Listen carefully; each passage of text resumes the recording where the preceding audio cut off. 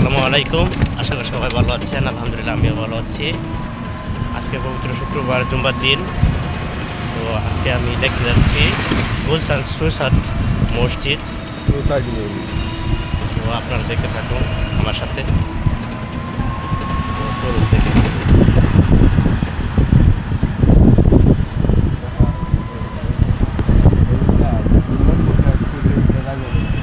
কোন আমার গেট না?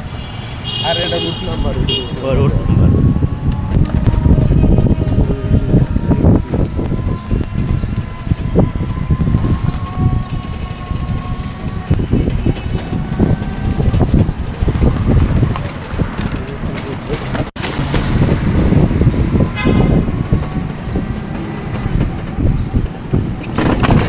আচ্ছা কিছু বলতে রাস্তার বুটের মধ্যে